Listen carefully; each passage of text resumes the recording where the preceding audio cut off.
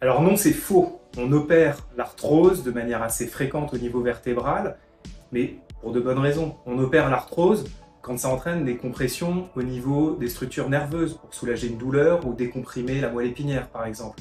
En revanche, il est vrai qu'on n'opère pas l'arthrose pour refaire fonctionner l'articulation comme avant, ça c'est impossible. Alors non, c'est faux là aussi. Il ne faut en revanche pas demander plus à une infiltration qu'elle ne peut apporter. Le but d'une infiltration est d'atténuer une inflammation, ça n'est pas de guérir la pathologie.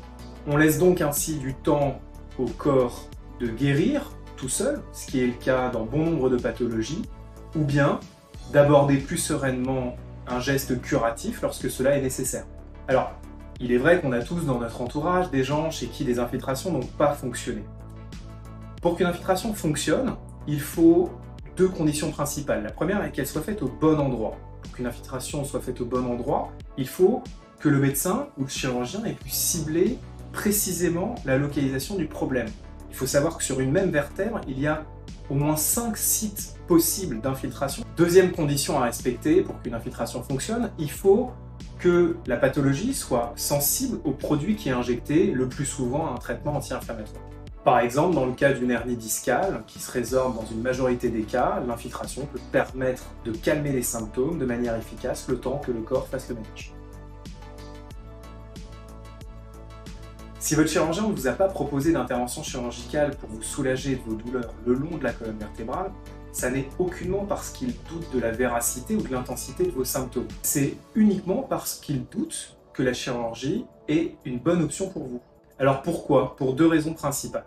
La première est que dans la grande majorité des cas, les douleurs le long de la colonne vertébrale ne viennent en fait pas de la colonne vertébrale elle-même, mais des structures avoisinantes et en premier lieu des muscles et des tendons qui s'insèrent sur elle.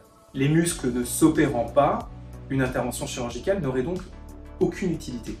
Deuxième raison, c'est que en plus d'être impuissant pour vous soulager de vos douleurs dans le dos, un geste chirurgical peut également être néfaste pour vos douleurs dans le dos.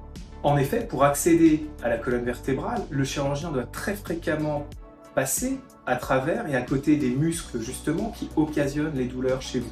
Il serait donc particulièrement malvenu de proposer un geste qui pourrait endommager les structures qui justement sont à l'origine des douleurs chez vous. Dans de très rares cas, une cause vertébrale sera objectivée et dans ce cas-là, une intervention chirurgicale pourra être proposée. Cette intervention chirurgicale sera réalisée en essayant de préserver au maximum les muscles autour de la colonne vertébrale, c'est-à-dire en passant par l'avant de la colonne vertébrale ou en utilisant des techniques mini-invasives. Au contraire, surtout pas.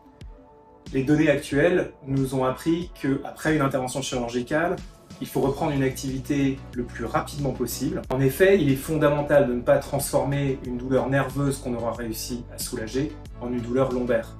En restant inactif, vous allez perdre du muscle, ce qui va entraîner des douleurs.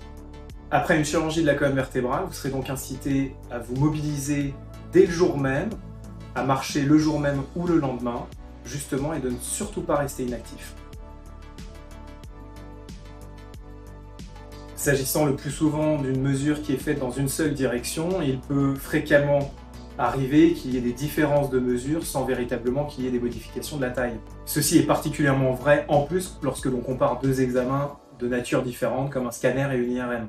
Il faut donc plutôt prendre ces mesures comme un ordre de grandeur et ne pas être inquiet d'une variation de quelques millimètres. Dans tous les cas, n'hésitez pas à poser votre question au radiologue ou à votre chirurgien.